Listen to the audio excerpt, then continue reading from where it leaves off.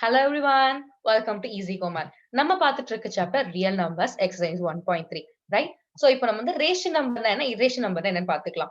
Ration நம்பர்னா உங்களால ஒரு number வந்து p by q ஃபார்மட்ல எழுத முடியும். pன்றது நியூமரேட்டர், qன்றது டினாமினேட்டர். மேக் ஷூர் உங்க q வந்து 0வா இருக்க கூடாது. எல்லா இன்டிஜரையுமே நம்ம ரேஷன் நம்பர் தான் சொல்லுவோம். 7 வந்து 7/1 ன்னு எழுதலாம், 8 8/1 ன்னு எழுதலாம், 5 5/1 ன்னு எழுதலாம், ரைட். சோ ஃபார் எக்ஸாம்பிள் -4/7 இல்ல -3/2 அந்த மாதிரிலாம் எழுதிக்கலாம். இர்ரேஷனல் நம்பர் அப்படின்னு பாத்தீங்கன்னா இந்த மாதிரி p by q ஃபார்மேட்டை எழுத முடியாது. ஓகே, ஃபார் எக்ஸாம்பிள் வந்து √2, √3 அதெல்லாம். Okay, so first problem solve பண்ணலாம். Prove that √5 is irrational number அப்படின்னு சொல்லியிருக்காங்க. சோ நம்ம அசியூம் பண்ணிக்கிறோம். ஃபர்ஸ்ட் √5 வந்து ரேஷனல் நம்பரா இருந்தா என்ன அப்படின்னு பாத்தீங்கன்னா, அப்ப நம்மளால p by q ஃபார்மேட்ல எழுத முடியும். அதே மாதிரி q வந்து 0வும் கிடையாது.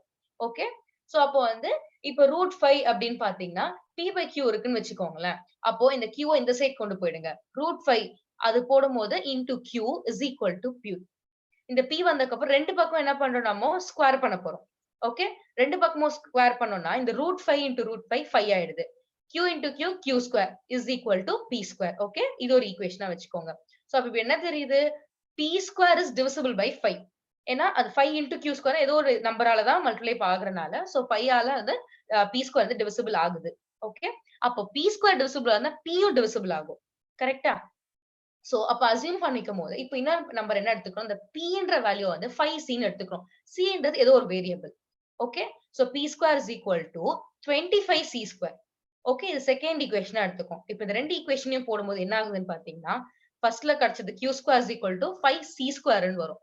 எப்படின்னா இந்த 5q square is equal to p square. இந்த செகண்ட் ஈக்குவேஷன்ல இருக்க p square தான் நான் இந்த இடத்துல மாத்தி இந்த இடத்துல வந்து 25c square நீங்க எழுதியிருக்கேன். அப்ப இந்த ரெண்டுத்தையும் நான் ஈக்குவேட் பண்ணும்போது q square is equal to 5c square அப்படின்னு எழுதுறேன். So q square is divisible by 5 தானே? q is also divisible by 5 தானே? Right? So hence p and q have a common factor 5. அப்ப நம்ம அஸ்யூம் பண்ணது தப்பு.